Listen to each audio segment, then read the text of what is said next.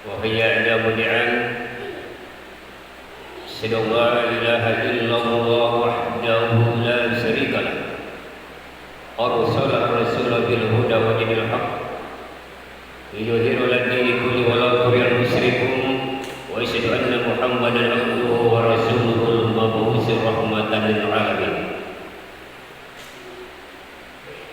اللهم صل وسلم وبارك على محمد وعلى آله وصحبه أجمعين. أما بعد، فيا أيها المؤمنون أوصيكم ونفسي بتقوى الله فقد فاز المتقون. Hadirin kaum muslimin sidang jamaah Jumat yang insyaallah dirahmati Allah Subhanahu wa taala. Di kesempatan berbahagia ini,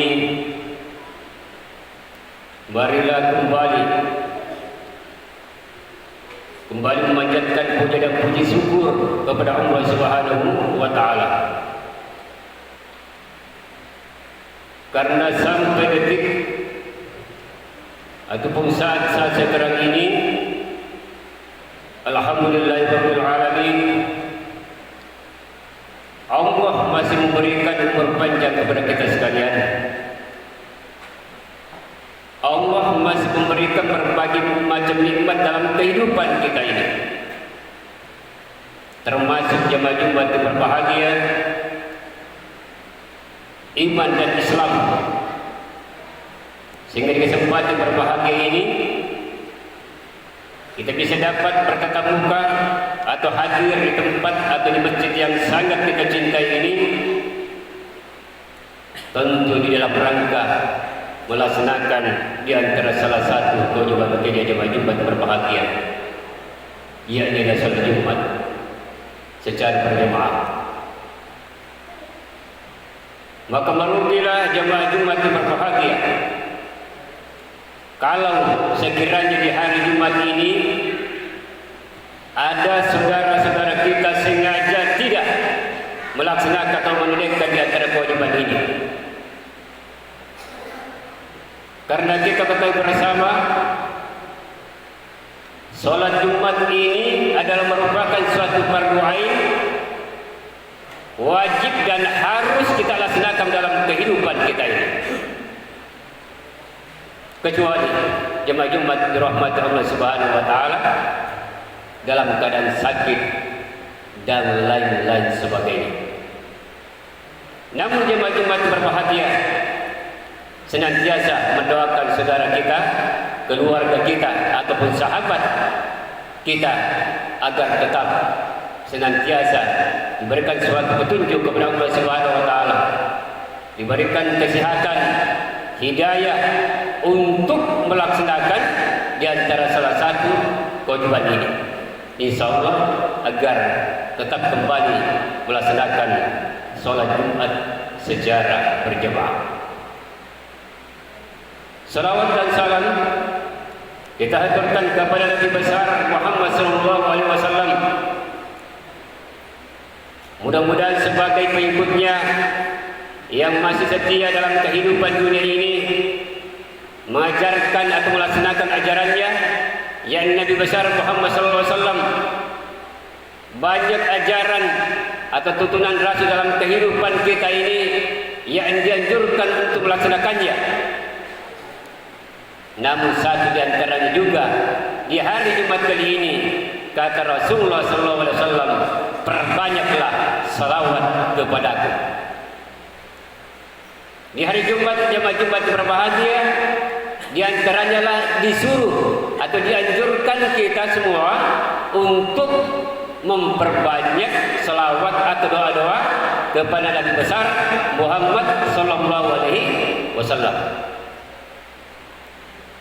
Insyaallah jemaah Jumat berbahagia, di antara yang selalu berselawat kepada Nabi, kata Rasulullah sallallahu alaihi wasallam, di hari kiamat nanti dia bersamaku di surga. Kenapa jemaah Jumat berbahagia? Karena Rasulullah sallallahu alaihi wasallam di hari kiamat nanti tidak ada yang memberikan syafaat kecuali Nabi kita Nabi besar Muhammad sallallahu alaihi wasallam ataupun keselamatan di alam sana. Hadirin muslimin rahimakumullah. Di kesempatan Jumat kali ini izinkanlah kembali membawakan sebuah khutbah Jumat yang saya beri judul terhindarnya siksaan dari kubur. Hadirin muslimin rahimakumullah. Seperti halnya kita sudah katakan bersama insyaallah di dalam surah Al-Anbiya 107, "Wa ma arsalnaka illa rahmatan lil alamin." Dan tidaklah kami mengutus kamu Muhammad melainkan untuk menjadi rahmat dari seluruh di alam jagat raya ini. Apakah yang namanya manusia itu sendiri ataupun hewan, tumbuh-tumbuhan, flora dan fauna, bahwa keberadaan atau diutus Muhammad SAW di dalam kehidupan dunia tercinta ini adalah membawa rahmatan atau kebaikan-kebaikan agar kita bisa terhindar berbagai macam kemaksiatan dan kita selamat baik di dunia lebih-lebih di hari kiamat nanti jemaah Jumat di rahmat Allah Subhanahu wa taala. Oleh karena itu jemaah Jumat berbahagia, kebaikan-kebaikan apa saja yang kita lakukan insyaallah agar kita bisa terhindar dari siksaan kubur setelah kita meninggalkan dunia ini. Satu di antaranya jemaah Jumat yang berbahagia yang harus kita perhatikan di dalam kehidupan kita ini selama kita masih hidup di dunia ini. Pertama, jangan lupa senantiasa melaksanakan sholat dimanapun kita berada. Jangan tinggalkan sholat jemaah Jumat di rahmat Allah Subhanahu wa taala. Jangan tinggalkan sholat Jumat. Jangan tinggalkan sholat fardu 5 kali sehari semalam, ditambah juga dengan sholat-sholat sunnah lainnya. Kenapa jemaah Jumat berbahagia? Istawasa alaihi syaitan wa ansam zikrullah. Barang siapa berpaling mengingat Allah Subhanahu wa taala, maka Allah Subhanahu wa taala akan mengirimkan setan yang akan mengikuti kehidupannya hingga dia mati kafir. Kalau kita mati kafir, hapus amal, kekal dalam neraka jemaah Jumat yang berbahagia. Nauzubillah min dzalik. Kita termasuk jamaah yang dirahmati Allah Subhanahu wa taala sangat merugi dunia lebih-lebih di hari kiamat nanti. Yang kita inginkan jemaah Jumat berbahagia adalah hapus dosa, kekal dalam surga. Alhamdulillahirabbil alamin. Ini jelas nyata-nyata yang kita harapkan. Tidak ada manusia dalam kehidupan dunia ini tidak menginginkan yang namanya surga Allah Subhanahu ataupun keselamatan di hari kiamat nanti. Oleh karena itu jemaah Jumat berbahagia, ketika azan sudah berkumandang, jangan coba sendiri saja melaksanakan sholat secara berjamaah. Kita panggil saudara keluarga kita ketika berada di situ, kita mengingatkan, mari sama-sama melaksanakan sholat berjamaah di masjid, sehingga tidak lalai daripada kegiatan yang mereka laksanakan yang begitu padat, sehingga yang menyebabkan tidak melaksanakan sholat ini. Ini merupakan suatu anjuran jemaah Jumat berbahagia. Bagaimanapun bacaannya, aktivitas ataupun kegiatan yang kita laksanakan, yang kita kumpulkan yang sangat berharga untuk dunia, lebih-lebih di hari kiamat nanti. Yang paling bagus itu jemaah Jumat berbahagia adalah refleks. Ada di situ waktu yang sangat tidak bisa kita tinggalkan adalah sholat. Jadi waktu sholat itu adalah tempat refresh agar kita tidak terlalu banyak bekerja, dan itu bagian daripada kesehatan. Yang jemaah Jumat berbahagia, jam-jam begini masih kerja dalam keadaan panas ataupun dalam keadaan kehujanan dan lain-lain sebagainya. Inilah hikmah dan berbagai macam hikmat ketika kita melaksanakan sholat. Bukan berarti sholat itu dilaksanakan jemaah Jumat berbahagia tidak ada manfaatnya. Insya Allah ajaran Rasulullah SAW yang diturunkan pasti banyak manfaatnya untuk kita semua, termasuk sholat yang kita laksanakan. Kemudian berikut jemaah Jumat berbahagia, agar kita bisa terhindar dari siksaan kubur, maka beberapa hadis menjelaskan kepada kita semua, jangan tinggalkan bacaan-bacaan Al-Quran kita dimanapun kita berada. Boleh juga kita membaca Al-Quran pada saat kita sudah melaksanakan sholat seperti ini, sholat fardu, sholat sunnah, sholat hajat, sholat tahajud, ataupun di mana kita berada. Jemaah Jumat berbahagia, satu huruf mendapatkan kebaikan 10 kebaikan, 10 pahala, 10 kali 1.027.000 kata Imam Syafi'i. Jumlah huruf Al-Quran itu 1.027.000 kali 10. Berapa banyaknya jemaah Jumat berbahagia yang kita dapatkan? Berapa banyaknya jumlah pahala kalau ingin kita hitung itu? 1.027.000 kali 10 kebaikan, 10 pahala. Bagaimana kalau kita menamatkan Al-Quran 2 sampai seterusnya? Luar biasa jemaah Jumat dirahmati Allah Subhanahu wa taala. Biar sedikit, yang penting rutin. Ini amalan yang baik kata Rasulullah SAW. Yang penting kita laksanakan. Misalnya 1 ain kita baca, besok lagi 1 ain, dan seterusnya dan seterusnya dan seterusnya. Apalagi misalnya 2 ain atau 3 kita baca, tentu lebih banyak tamatan Al-Quran kita ketika dirutinkan seperti ini.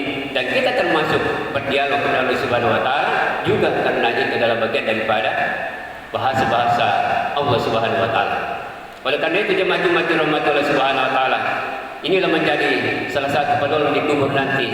Tidak ada imam yang kita miliki kecuali Al-Quran, dan dia nanti akan memberikan syafaat di kubur setelah kita nanti berada di sana. Oleh karena itu jemaah Jumat berbahagia, 2 di antaranya adalah insya Allah kita tetap mengingatkan kepada saudara kita, jangan lupa membaca Al-Quran dalam kehidupan kita ini. Berikut jemaah Jumat dirahmati Allah Subhanahu wa taala,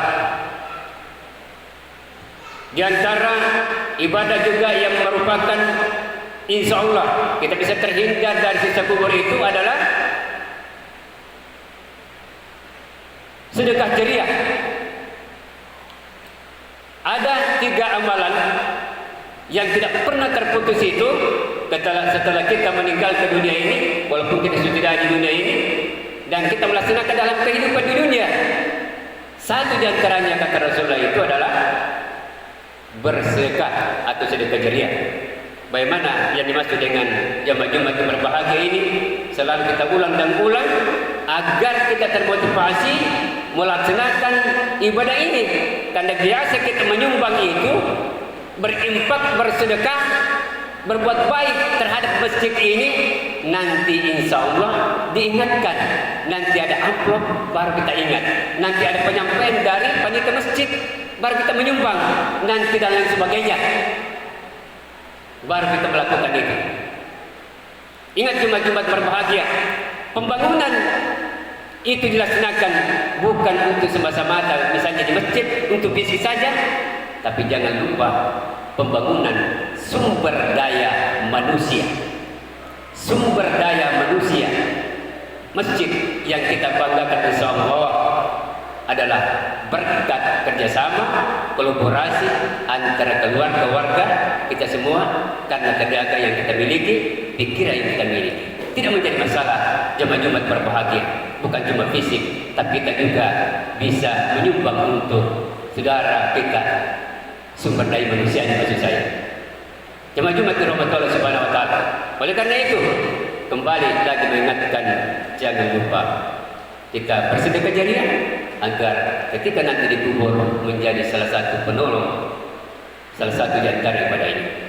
Yang terakhir jemaah Jumat dirahmati Allah Subhanahu wa taala, apalagi yang dapat menyebabkan kita terhindar dari siksa kubur itu jemaah Jumat berbahagia, di antaranya adalah banyak atau membiasakan berzikir bertasbih kepada Allah Subhanahu wa taala selain daripada tasbih atau zikir sesudah sholat fardu secara berjamaah, juga pada saat pagi dan sore atau petang boleh dibaca subhanallah, boleh alhamdulillah, wala ilaha illallah, wallahu akbar.